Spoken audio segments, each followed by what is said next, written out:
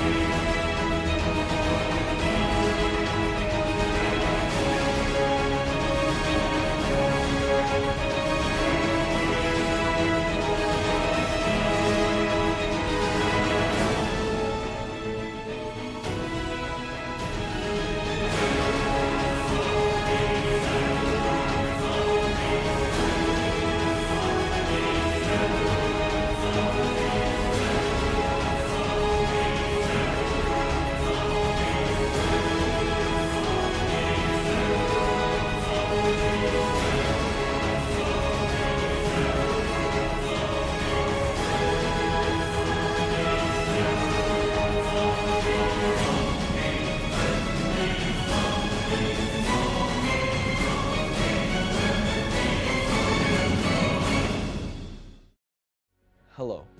For my social justice PSA, I chose to do the Rwandan Genocide. The Rwandan Genocide was the mass killing of the Tutsi in Rwanda in 1994. The Tutsi are an ethnic group originally from Ethiopia, and the group responsible for the killing, the Hutu, were originally from Chad.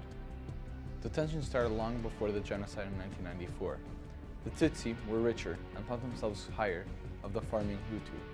In 1972, in Burundi, the Hutus were killed in a similar fashion as the Rwandan Genocide, where at least 80,000 Hutu were killed. What sparked the killings in Rwanda was the deaths of President Juvenal Habyarimana and Mira, who were both Hutus, died on a plane crash in 1994, April 6th. Upon hearing these news, Hutu extremists started a well-organized campaign of terror, killing 500,000 to 1 million Tutsi. From April 7th to mid-July, they killed indiscriminately, until the heavily armed Rwandan Patriotic Front, led by Paul Kagame, took back control of the country and helped put an end to the killing.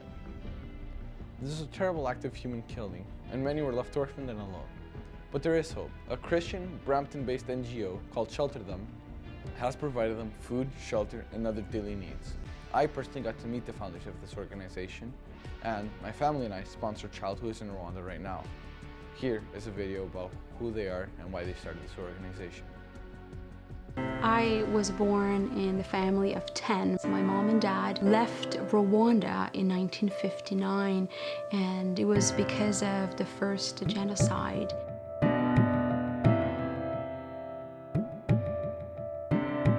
So my sister and I and my siblings were born in Burundi in a refugee village. So it was really typical, like really pure poverty. Going to school, hours and hours with no shoes.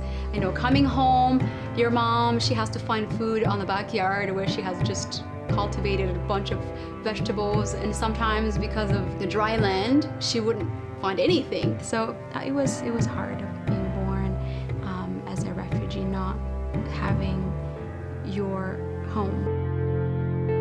So Jocelyn and I, we heard about a group that was going to the States, and then we applied, and it was always a dream for us to go. So we went to Canada, and we loved it too. It was still heaven to us. It was beautiful. But beside that, we're thinking, okay, we're here for a year, we're here 2 years, 5 years in Canada. What about home?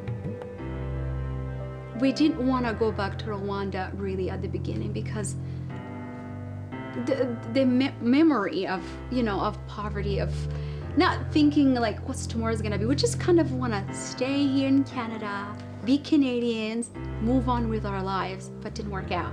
We said we need to go back to our people.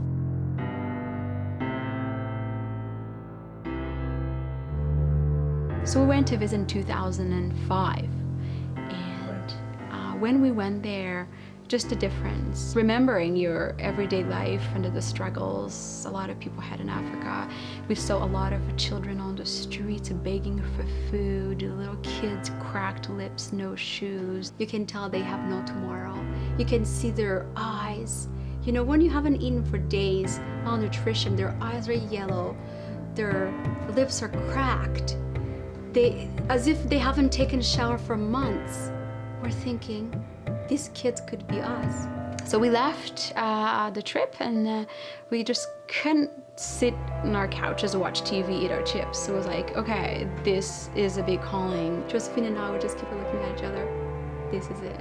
This is the reason why we're brought in Canada. This is our purpose, to serve back, to serve our country. So we started taking those kids from the streets and put them in homes, and kids will have everything they need. So it means shelter, medical, education, everything. And some boys that we have found, they're finishing their secondary education, that they're going to college and universities, and these are kids who were on the streets, had no mom, no dad, nobody in the world. To see the transformation, the changes, the joy, the hope in our children, it's amazing. So the people who donate, the work 100%, it goes to our program. Shelter Them is something that pays my heart. So we're all volunteer. Every donation we get, 100% goes to those children.